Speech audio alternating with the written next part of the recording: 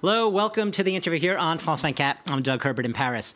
Is Turkey veering dangerously off the path of democracy towards a dictatorship? Now, it's a question many are asking these days as President Recep Tayyip Erdogan conducts a sweeping crackdown on dissent.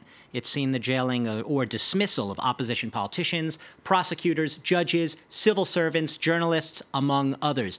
Now, it's 9 months after a failed coup attempt, and it's also on the eve of an April referendum that would grant him almost unfettered powers. Erdogan lashing out at critics, both at home and abroad. Now, meanwhile, governments in the U.S. and Europe, what are they doing? Well, they're watching it all, and they've remained largely silent. What's going on here, and why are they silent? For more on what's going on, my guest today, eminently qualified to answer these questions. Jana Jabbour, thanks for joining us. You teach at Sciences Po here in Paris, international relations, political science, but more importantly, you are a specialist in Turkish diplomacy and Turkish diplomacy under Recep Tayyip Erdogan. You followed his career, you followed his path. You've been watching just as we have, but you just know a lot more about it. Listen, I'm going to ask the question that is really top of my mind right now. I'm one of those people who's been following Erdogan. I saw him back in the days, in the early 2000s. He was the darling of the West. Turkey was the darling of the West.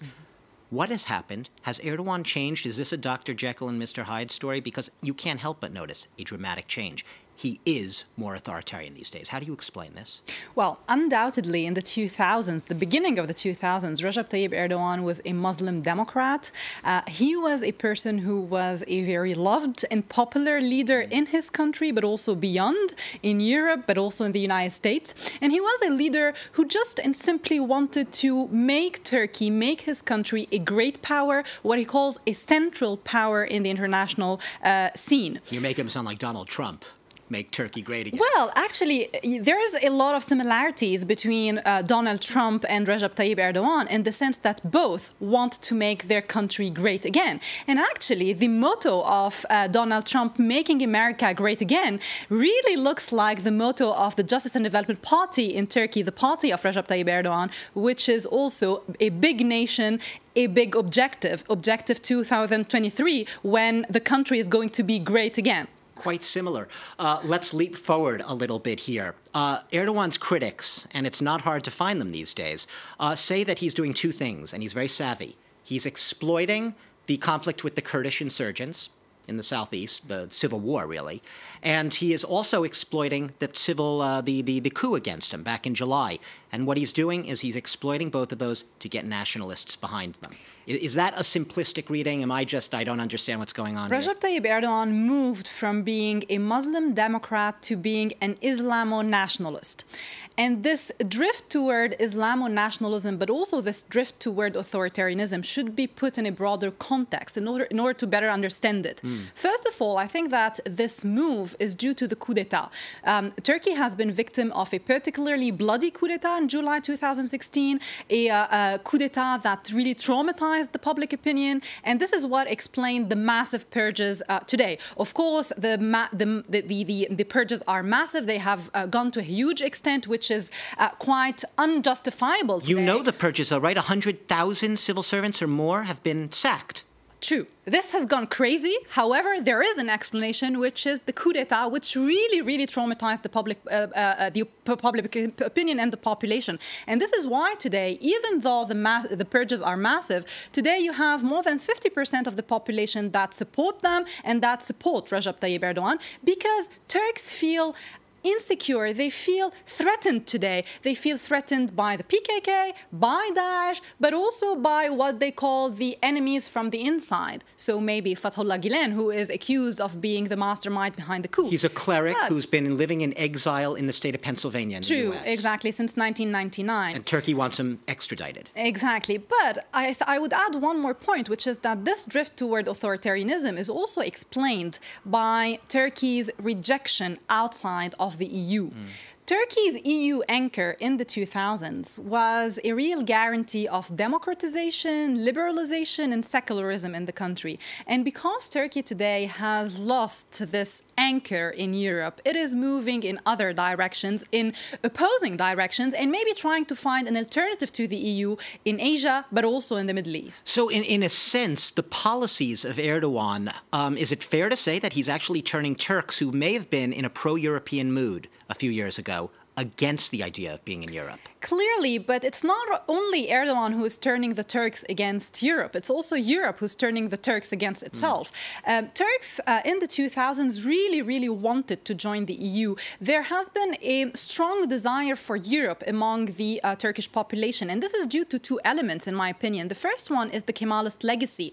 In the collective memory and imagination of Turks, Europe continues to be the benchmark of development and modernity and civilization. And so for many Turks, in order to become a developed and modern state, you need to join the European Union. This is one. But on the other hand, this strong desire for Europe could be explained by the historical memory of Turks.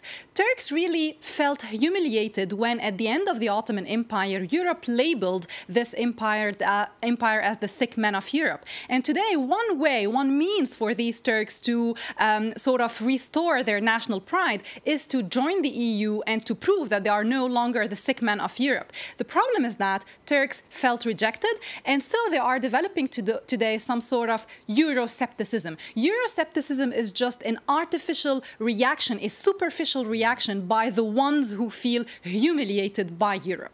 What's fascinating in all of this is, regardless, there's still in Europe EU negotiations technically. That hasn't finished. They still are one of the most important NATO allies.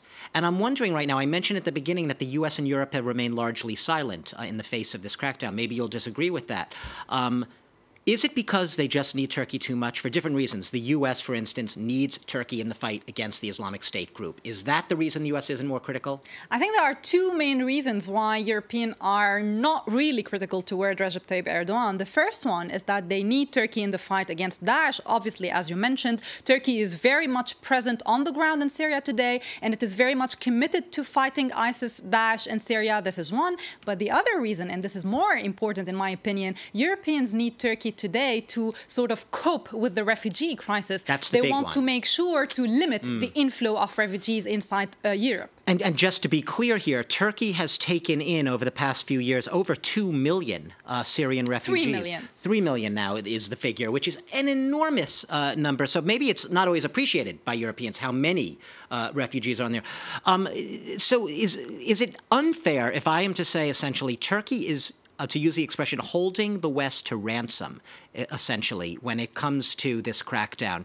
Okay, you criticize us, we take away that help with the immigration, and we're off the battlefield and helping you fight ISIS.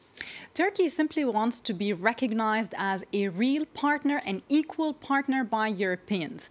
Once Turkey is recognized as this very important actor, Recep Tayyip Erdogan would stop his aggressive, violent rhetoric and policies against Europe, and he would stop this bargaining with Europe. The problem today is that European leaders do not understand the Turkish mindset and do not understand the mindset of Recep Tayyip Erdogan in particular. Recep Tayyip Erdogan is not crazy. He's a very rational person who simply wants to defend the national interest of his country and who really wants his country to become great again by becoming member of the EU and also by being recognized as a central power. So from everything you just said, I could just take out the part about wanting to become a member of the EU. It sounds just like Vladimir Putin.